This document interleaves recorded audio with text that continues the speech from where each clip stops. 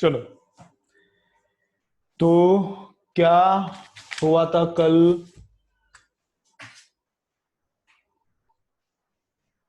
ठीक है, चलो। तो क्या क्या देखने का है अभी? स्टेशनरी वेव्स स्टार्ट किया है। होमवर्क किया है क्या सब लोगों ने? होमवर्क किसने किसने किया, चलो कमेंट करो। डॉपलर इफेक्ट सॉल्व करना था, किसने किसने किया है कमेंट करो।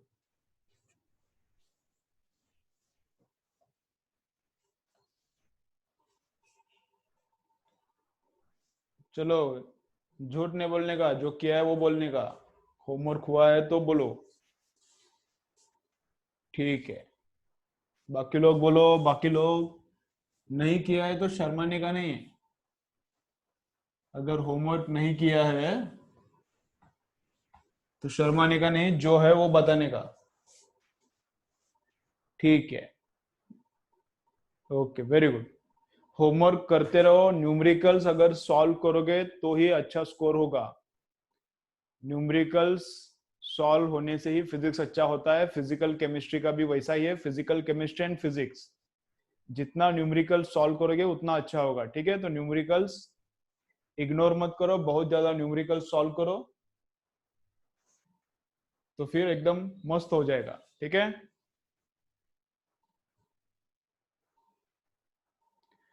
ओके। डॉपलर इफेक्ट का लिमिटेशंस दो था, मैंने शायद बोला था, बाद में लिख के देता हूं, याद दिलाओ, ऐसा कुछ तो बोला था। तो डॉपलर इफेक्ट का लिमिटेशंस लिख के लो। डॉपलर इफेक्ट का लिमिटेशंस लिख के लो। लिखो क्या लिमिटेशन है। फर्स्ट लिमिटेशन के लिए जगह छोड़ो, ऐसा मैंने बोला था। तो जगह देखो वहां पर, जहां पर जगह छोड़ा है वहां पर लिखो डॉपलर इफेक्ट का लिमिटेशंस। तो क्या है,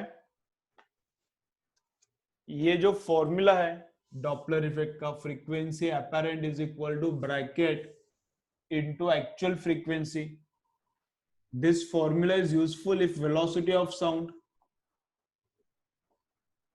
is greater than velocity of observer और velocity of source. सोर्स या फिर ऑब्जर्वर से अगर ये वेलोसिटी बहुत ज्यादा है तो ही ये फॉर्मूला एप्लीकेबल है, अदरवाइज एप्लीकेबल नहीं है। चलो पहला लिमिटेशन लिखो। चलो पहला लिमिटेशन लिखो। This formula is applicable. This formula is applicable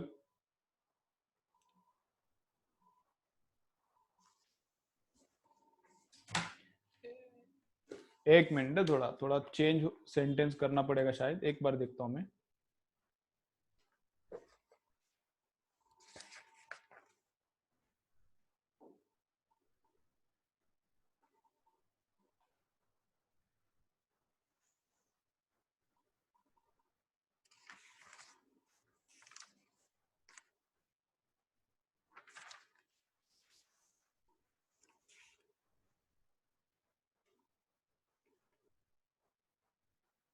ठीक है, इसमें कुछ है नहीं वो ऐसा लिमिटेशंस। लिमिटेशंस बोर्ड बुक में है, एररलेस में नहीं है।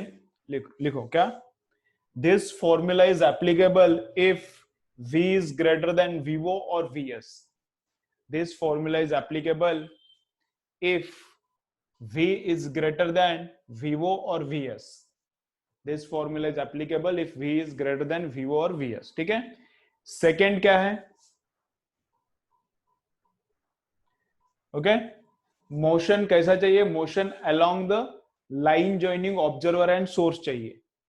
ये फॉर्मूला किसके लिए एप्लीकेबल है, अगर motion along the line joining the source and observer, इनको ज्वाइन करने का, इसके अलोंग ही अगर मोशन है तो ये फॉर्मूला चलता है। अगर ऑब्जर्वर का वेलोसिटी ऐसा है तो क्या करना पड़ता है, वेलोसिटी का क्या करना पड़ता है, कंपोनेंट लेना पड़ता है। ये हमने देखा है पहले ही। तो ये फॉर्मूला किसके लिए एप्लीकेबल है, ये फॉर्मूला किसके लिए एप्लीकेबल है, पहले तो ये वेलोसिटी साउंड का इसके इससे बड़ा चाहिए। दूसरा, वेलोसिटी का डायरेक्शन अलोंग द लाइन चाहिए। वेलोसिटी का डायरेक्शन कैसा चाहिए, अलोंग द लाइन चाहिए। चलो सेकंड लिमिटेशन लिखो।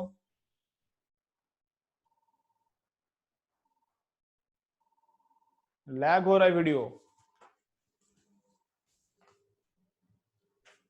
थोड़ा टाइम और देखो। सबको ही लैग हो रहा है क्या वीडियो? वीडियो लैग हो रहा है क्या सबको ही? कुछ नहीं, मेरा इधर फोन का नेट बंद है, ऑल क्लियर है। नहीं नहीं, तेरा नेट का प्रॉब्लम होगा, फिर थोड़ा टाइम देखो, आ जाएगा। ठीक है, चलो चलो चलो, देखो इधर लिखो, सेकेंड लिमिटेशन लिखो। क्या सेकेंड लिमिटेशन है?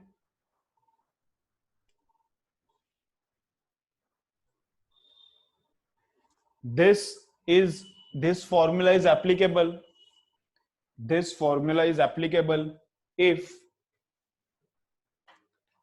this formula is applicable if motion of source, if this formula is applicable if motion of source or motion of observer, motion of source or motion of observer, motion of source or motion of observer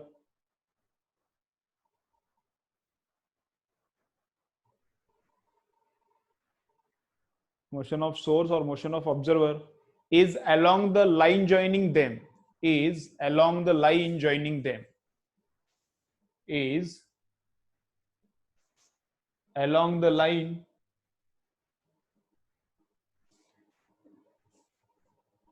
joining them. This formula is applicable if velocity of observer or velocity of source is along the line joining them. ठीक है, okay. तो अगर velocity ऐसा है, ऊपर है, थोड़ा नीचे, ऐसा कुछ वेलोसिटी है, वेलोसिटी ऊपर है, तो क्या करने का, उसका कंपोनेंट लेने का, ऐसा न्यूमेरिकल भी किया है हमने। ठीक है, चलो हो गया, ऐसा याद दिलाते जाओ, कुछ बचाए तो। चलो अब स्टेशनरी वेव्स पे आते हैं। स्टेशनरी वेव्स में क्या देखा है, देखो स्टेशनरी वेव्स में क्या देखा है।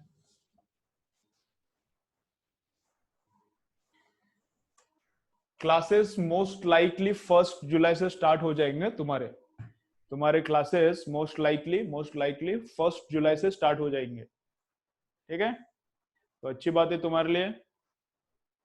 ओके चलो, तुम्हारे लिए भी है, मेरे लिए भी है। ओके चलो, तो क्या है, स्टेशनरी वेव्स देखना स्टार्ट किया है। स्टेशनरी वेव में क्या रहता है, स्टेशनरी वेव में क्या रहता है, ऐसा एक रिजिड सपोर्ट यहां पर है, यहां पर भी एक रिजिड सपोर्ट है, और इनके बीच में स्ट्रिंग है। तो स्ट्रिंग में ही स्टेशनरी वेव प्रोड्यूस होता है क्या? नहीं, स्टेशनरी वेव बहुत सारी जगह पे प्रोड्यूस होता है। कहां कहां पे होता है देखेंगे। पहला केस है स्ट्रिंग, एक केस मैंने स्केल का भी बताया, ये स्केल का भी बताया, इसको ऐसा नीचे खींच के छोड़ने का। बस बस बस बस, देखो कितना टाइम मिलता है, देखो ऐसा है, वाइब्रेशन बहुत ज्यादा है इसमें, ऐसा है। तो ये क्या है, स्टेशनरी वेव है, ये स्टेशनरी वेव है। स्ट्रिंग है, मेटालिक स्ट्रिंग है, गिटार का स्ट्रिंग है, टन टन टन, वो वाला गिटार का स्ट्रिंग है, इसको नीचे खींच के छोड़ दो तो वाइब्रेट करता है। तो इसमें भी क्या है, स्टेशनरी वेव है, इस वो भी क्या है, स्टेशनरी वेव है। ठीक है, तो स्टेशनरी वेव प्रोड्यूस होने के लिए कंडीशन क्या है, वो पहले देखा था। क्या कंडीशन है, two waves should super impose, two waves should super impose, दो वेव्स का मिक्सिंग होना चाहिए, बीट्स में भी होना चाहिए और स्टेशनरी वेव, स्टेशनरी वेव में भी होना चाहिए। अगर दो वेव्स का जब मिक्सिंग होता है, दो simple harmonic progressive waves, two simple harmonic progressive waves का जब मिक्सिंग होता है, तब बीट्स भी हो सकता है या फिर स्टेशनरी वेव्स भी हो सकता है, या फिर दोनों भी नहीं हो सकते। बीट्स होने के लिए क्या रिक्वायरमेंट है, एम्पलीट्यूड सेम चाहिए क्या? नहीं। फ्रीक्वेंसी क्या चाहिए, लेकिन फ्रीक्वेंसी क्या चाहिए, ऑलमोस्ट सेम चाहिए। फ्रीक्वेंसी क्या चाहिए, ऑलमोस्ट सेम चाहिए। और एम्पलीट्यूड सेम चाहिए क्या? नहीं। फ्रीक्वेंसी अगर ऑलमोस्ट सेम है तो उनके मिक्सिंग के बाद बीट्स प्रोड्यूस होता है। बीट्स मतलब ओवरऑल एम्पलीट्यूड ऊपर नीचे होता है, आवाज ऐसा आवाज आता है। ठीक है, ओके।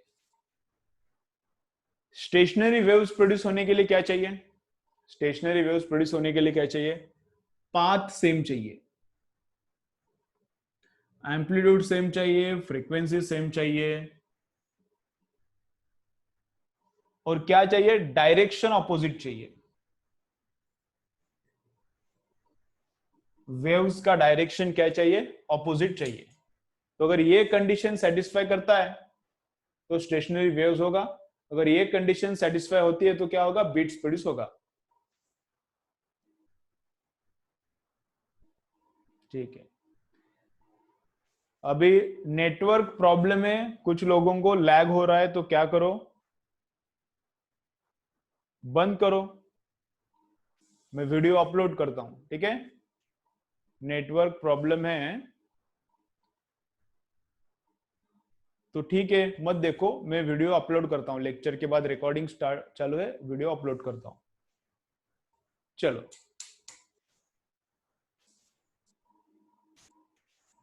तो देखो क्या है, stationary wave clear, beats clear. अब स्टेशनरी वेव्स में स्ट्रिंग डिफरेंट डिफरेंट मोड्स में वाइब्रेट होता है। स्टेशनरी वेव में स्ट्रिंग डिफरेंट डिफरेंट मोड्स में वाइब्रेट होता है। तो पूरा एक एक ही लूप होता है, पूरा स्ट्रिंग ऐसा ऊपर जाता है, देखो ऐसा, फस फस फस फस फस फस फस, पूरा का पूरा ऊपर जाता है, पूरा का पूरा नीचे आता है, ऐसा होता है। या फिर दो लूप्स में भी वाइब्रेट हो सकता है, या फिर तीन लूप्स में भी, मैं तीन लूप का दिखाता हूं ऐसा।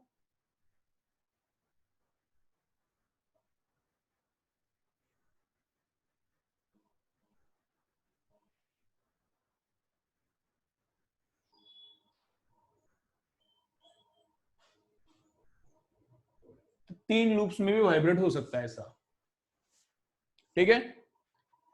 हर एक पॉइंट का फ्रीक्वेंसी क्या रहता है, सेम। हर एक पॉइंट का फ्रीक्वेंसी क्या रहता है, सेम।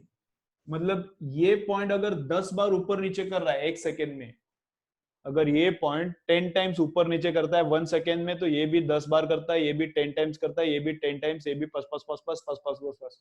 सबका फ्रीक्वेंसी सेम रहता है, सबका फ्रीक्वेंसी सेम रहता है। Clear, first point.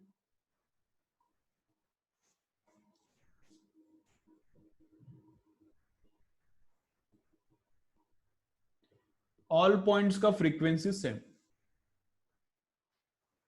Amplitude same रहता है क्या सब पॉइंट्स का, लेकिन नहीं, एम्पलीट्यूड डिफरेंट।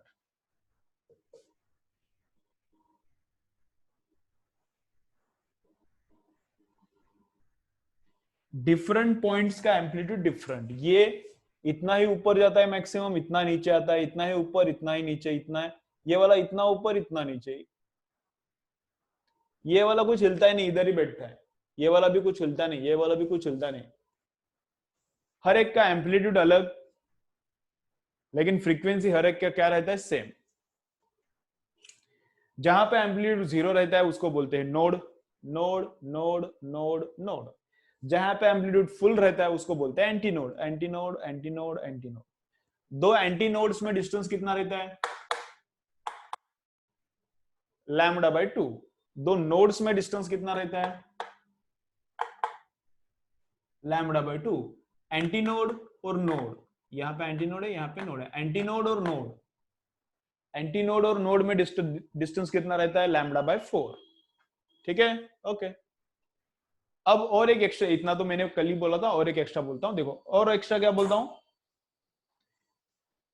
इस वाले लूप के सब पार्टिकल्स होते हैं फेज में। मतलब ये जब मैं इसका मैक्सिमम पे है तब ये वाला पार्टिकल, यहां पे मैं लिखता हूं इसको ए, इसको बोलेंगे हम लोग बी, और इसको बोलेंगे हम लोग सी। ठीक है, तो यहाँ पे टॉप पे है बी, यहाँ पर है ए और बी दोनों फेज में रहते हैं। Points A and B are in phase, उसका मतलब क्या है, दोनों एक साथ ऊपर जाते हैं एक साथ नीचे, ऐसा पस पस पस पस पस पस, एक साथ ऊपर जाते हैं दोनों, एक साथ नीचे, एक साथ ऊपर एक साथ नीचे। इसका एम्पलीट्यूड अलग है, ये यहां तक ही आएगा, जब ये नीचे आएगा ये पूरा का पूरा, जब ये नीचे आएगा तो ऐसा आएगा, ये पूरा का पूरा जब नीचे आएगा तब ऐसा आएगा यहां पर। तो ए यहां तक ही आएगा, बी इधर तक आएगा, ए का बी का एम्पलीट्यूड ज्यादा है, ए का एम्पलीट्यूड कम है। लेकिन एक साथ ही नीचे आएंगे दोनों, एक साथ ऊपर जाएंगे, एक साथ नीचे एक साथ ऊपर, तो ये दोनों क्या है, दो पॉइंट्स, इधर का सब पॉइंट्स फेज में, इधर के सब पॉइंट्स फेज में है, लेकिन सी और बी आउट ऑफ फेज है, सी और बी आउट ऑफ फेज है। आउट ऑफ फेज मतलब उल्टा करता है, ये ऊपर है तो ये नीचे है, ये नीचे आता है तो ये ऊपर जाता है, ये ऊपर ऐसा पस पस पस पस पस पस पस पस पस, ये नीचे आता है तब ये वाला पार्ट ऊपर जाता है, तो ये लूप ऐसा नीचे आता है तो ये लूप ऐसा ऊपर जाता है, ऐसा, ठीक है ना।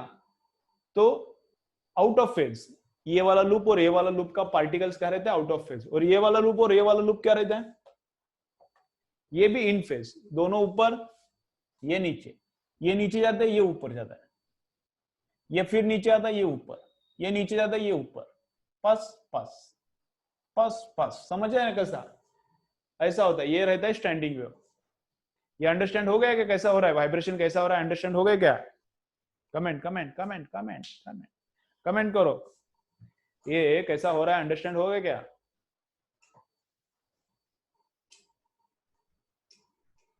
ठीक है,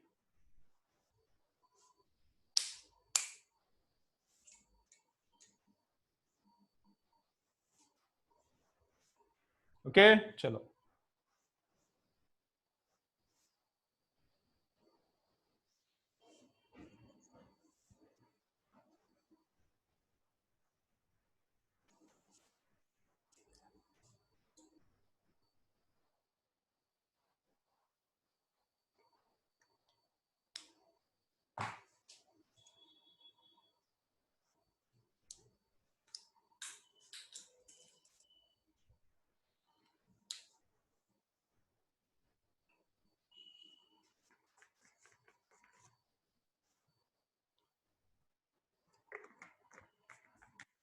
चलो तो प्रॉपर्टीज लिखो इस वेव की, प्रॉपर्टीज ऑफ स्टेशनरी वेव, चलो लिखो, इसके बाद न्यूमेरिकल स्टार्ट करेंगे।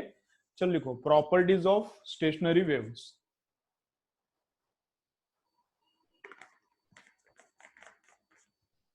तो फर्स्ट प्रॉपर्टी क्या है, प्रॉपर्टी ऑफ स्टेशनरी वेव्स, तो फर्स्ट प्रॉपर्टी लिखो,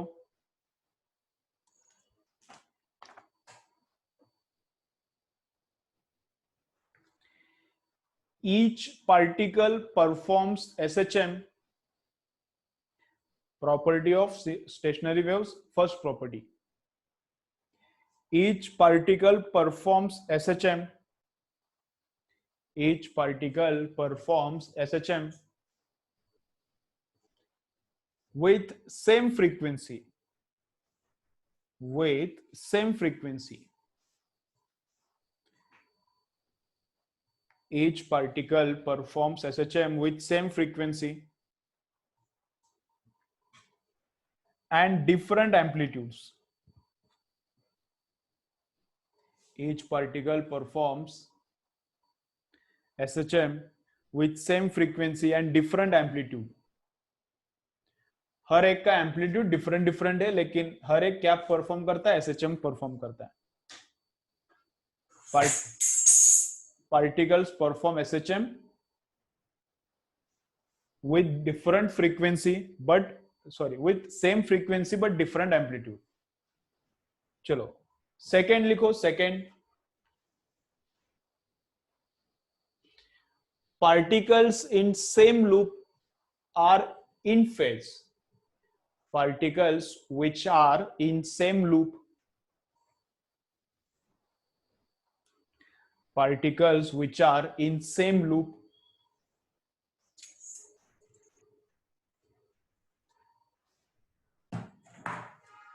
particles which are in same loop are in phase, are in phase, in phase मतलब उनके बीच में फेज डिफरेंस जीरो है, एक साथ ऊपर जाएंगे एक साथ नीचे आएंगे, particles which are in same loop are in phase.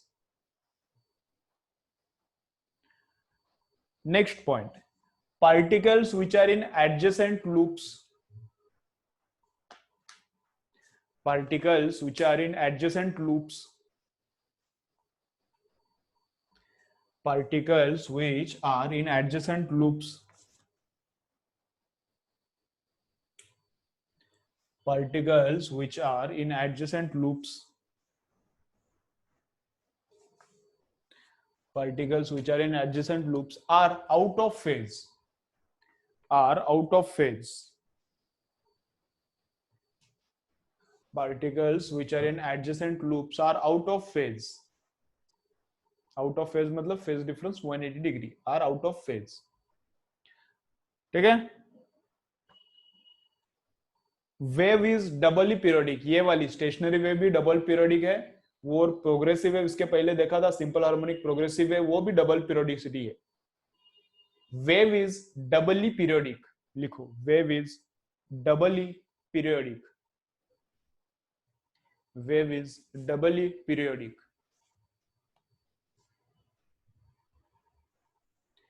Wave is doubly periodic.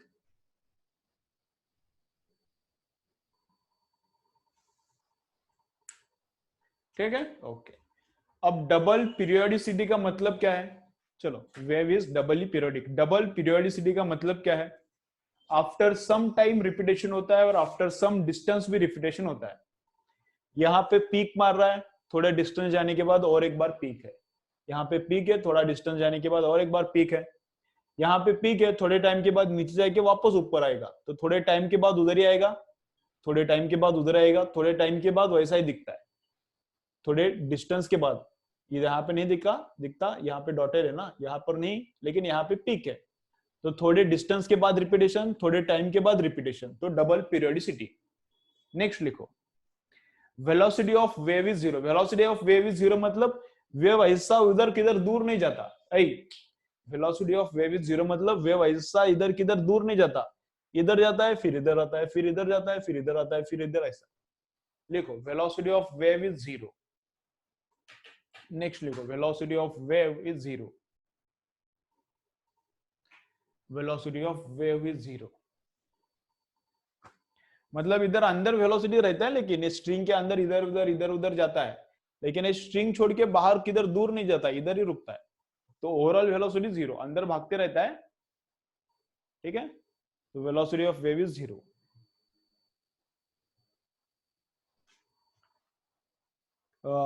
String के अंदर वेव का वेलोसिटी कितना रहता है? √T/m. ये बोलता हूं, ये बाद में आने वाला है फॉर्मूला. इसमें T टेंशन है, m है मास पर यूनिट लेंथ. तो इस स्ट्रिंग में वेव का वेलोसिटी कितना रहता है? इधर इस स्ट्रिंग में वेव का वेलोसिटी इतना रहता है, लेकिन कैसा रहता है? इधर जाता है, फिर उल्टा आता है, फिर इधर जाता है, फिर उल्टा आता है वेव. इसको छोड़ के बहुत दूर नहीं जाता, तो इसलिए जीरो. ओवरऑल वेलोसिटी जीरो, लेकिन इसके अंदर घूमते रहता है. कितने वेलोसिटी से? इतने वेलोसिटी से. लिखना है तो लिखो, नहीं लिखना है तो मत लिखो, ये बाद में आने वाला है. ठीक है. चलो, तो velocity of wave is zero.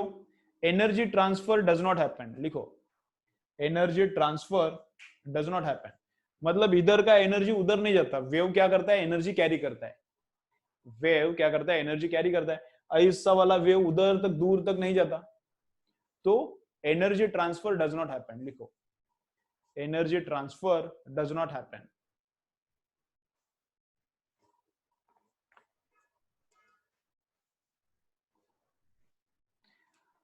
ठीक है. Energy transfer does not happen.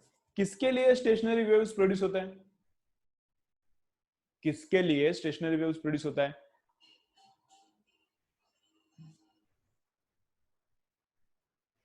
Longitudinal के लिए या फिर ट्रांसवर्स के लिए? तो दोनों के लिए. ट्रांसवर्स भी स्टेशनरी वेव्स प्रोड्यूस करता है, लॉन्जिट्यूडनल वेव भी स्टेशनरी वेव प्रोड्यूस करता है. ठीक है.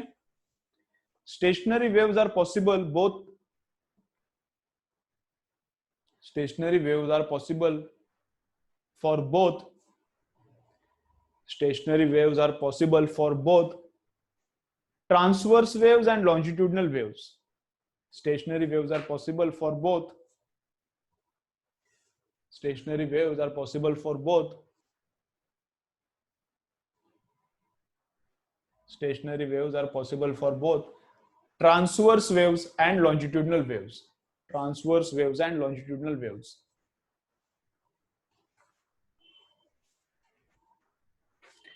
ठीक है. चलो, क्लियर थ्योरी पूरा? कमेंट करो फटाफट. Theory clear? कौन सा क्लियर नहीं तो बोलो, न्यूमेरिकल स्टार्ट करेंगे. कौन सा क्लियर नहीं है तो बोलो मुझे, अगर तुम लिख नहीं सकते तो मैं अनम्यूट करता हूं, तुम लोग बोल भी सकते हो, कोई प्रॉब्लम नहीं, एक एक को मैं अनम्यूट कर सकता हूँ। हाँ, ऐसा भी करो, कोई प्रॉब्लम है तो बताते जाओ। अभी बहुत बड़ा प्रॉब्लम है, लिख नहीं सकते तो कोई प्रॉब्लम नहीं, लिखो, अनम्यूट करो, तो मैं अनम्यूट करता हूं, तो तुमको बोल भी सकते हो। सबको अनम्यूट किया तो डिस्टर्ब होता है, इसलिए नहीं करता। ठीक है, चलो, ओके।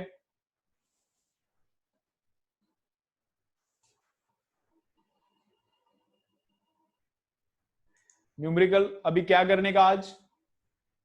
आज का और एक होमवर्क है। क्या होमवर्क है आज का? स्टेशनरी वेव के न्यूमेरिकल सॉल्व करने का, स्टेशनरी वेव का बीट्स सॉल्व करने का।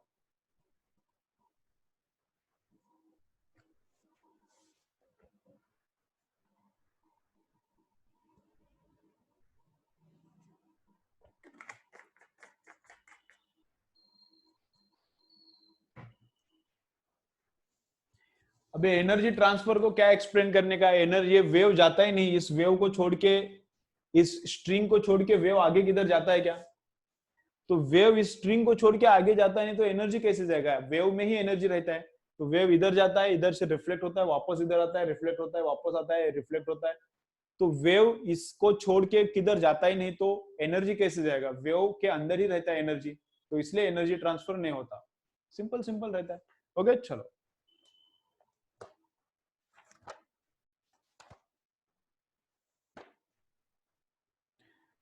देखो, फर्स्ट न्यूमेरिकल एकदम सिंपल है। क्या बोल रहा है? फर्स्ट क्या बोल रहा है? Distance between nearest node and anti node. Distance between nearest node and anti node कितना रहेगा? नोड एंटी नोड में डिस्टेंस λ/4। सिंपल है, नहीं करेंगे। नेक्स्ट देखो, नेक्स्ट न्यूमेरिकल क्या है? ये भी सिंपल है, जो अच्छा है वो ही लिख के लेंगे, जो सिंपल है वो मैं बस बोलता हूं। नेक्स्ट क्या है? The phase difference between two particles, the phase difference between two particles situated on both sides of a node. Phase difference between two particles situated on both sides of a node. Node के, node यहां पर है, node के एक बाजू में एक point है, दूसरे बाजू में दूसरा पॉइंट है, मतलब बी और सी, या फिर यहां पर भी लो, डी भी ले सकते हो। नोड के एक बाजू में एक पॉइंट है, दूसरे बाजू में दूसरा पॉइंट है, तो इनके बीच में फेज डिफरेंस कितना है? बी और डी, इसके बीच में फेज डिफरेंस कितना है? तो आउट ऑफ फेज रहता है। आउट ऑफ फेज रहता है मतलब फेज डिफरेंस कितना है? 180 है। ठीक है, सिंपल क्वेश्चन है। ओके, चलो नेक्स्ट क्या बोलता है? हाँ, ये लिख के लेना पड़ेगा। क्या है? फाइंड आउट सेपरेशन बिटवीन, लिखो, चलो लिखो, find out separation between two adjacent nodes. Find out separation between two adjacent nodes. Find out separation between two adjacent nodes. दो एडजेसेंट नोड में सेपरेशन कितना रहता है? λ/2, मतलब λ/2 फाइंड आउट करो, ऐसा बोल रहा है। Find out separation between two adjacent nodes, दो एडजेसेंट नोड्स के बीच में सेपरेशन मतलब λ/2 फाइंड आउट करना है। वेव का इक्वेशन दिया है, देखो, लिखो, गिवन क्या दिया है? y is equal to 5 sin πx/3 cos 40 πt। चलो लिख के लो, वेव का इक्वेशन दिया है और नोड्स के बीच में डिस्टेंस फाइंड आउट करना है। नोड्स के बीच में डिस्टेंस मतलब कितना रहता है? λ/2 रहता है। चलो लिखो फटाफट।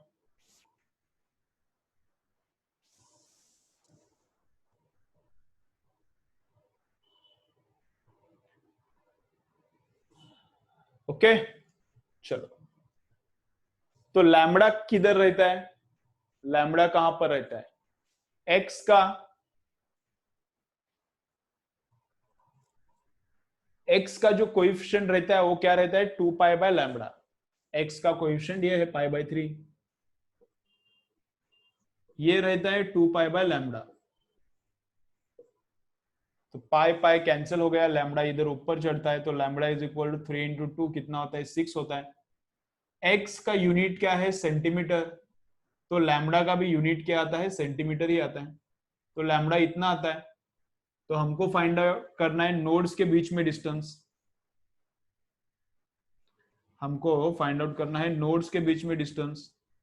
तो क्या आता है, λ/2 मतलब 3 सेंटीमीटर। λ/2 मतलब कितना आता है, 3 सेंटीमीटर। ठीक है, सिंपल सिंपल है। ओके, पार्टिकल का हो गया, इतना हो गया। पार्टिकल का फ्रीक्वेंसी फाइंड आउट करो इस न्यूमेरिकल में, और एक मैं देता हूं तुमको, करो। Find out frequency of particle. जो पार्टिकल ऊपर नीचे हो रहा है ना, ऊपर नीचे ऐसा हो रहा है ना, कितना बार हो रहा है 1 सेकेंड में, ऐसा पार्टिकल कितना बार ऊपर नीचे हो रहा है, करो find out frequency of particle. चलो फ्रीक्वेंसी फाइंड आउट करो, कितना आता है बोलो मुझे, बोलो आंसर बोलो कितना।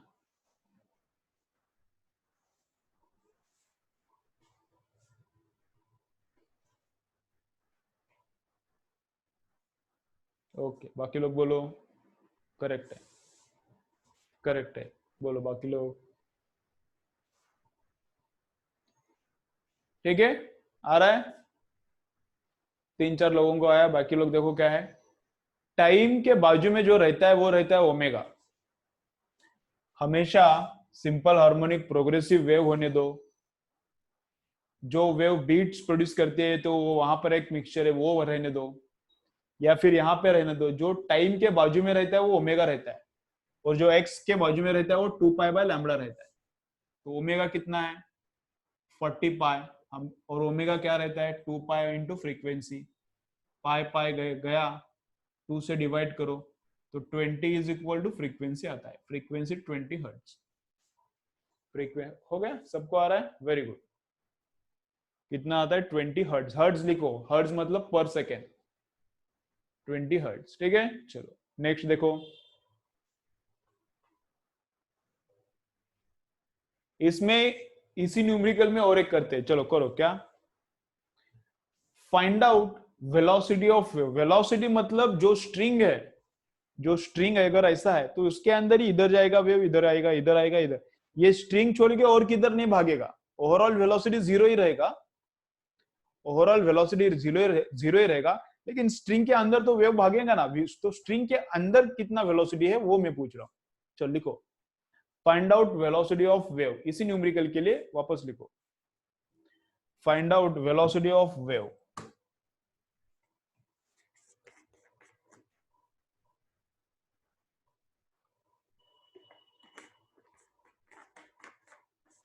चलो बोलो कितना है।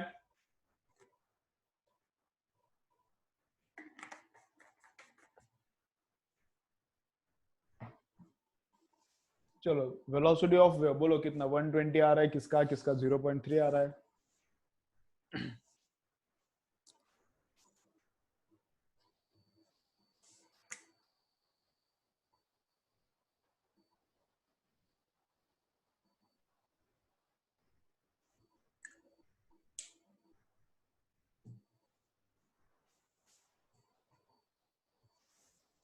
आ रहा है 120। फ्रीक्वेंसी है अपने पास, लैम्बडा भी ऑलरेडी निकाला है दोनों का, किया तो वेलोसिटी मिलता है। तो वेलोसिटी कितना है, लैम्बडा इंटू फ्रीक्वेंसी। तो 20 × 6 120।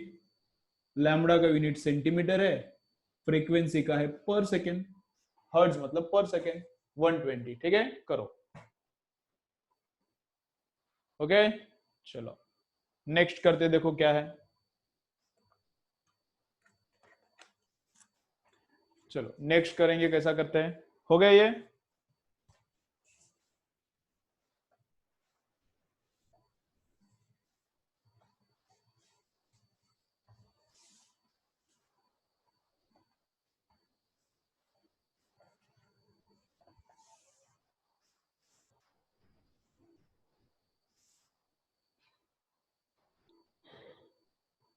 चलो नेक्स्ट क्या है,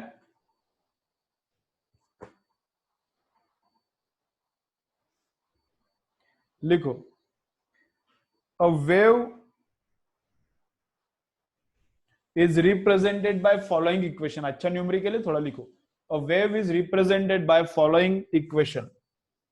A wave is represented by following equation.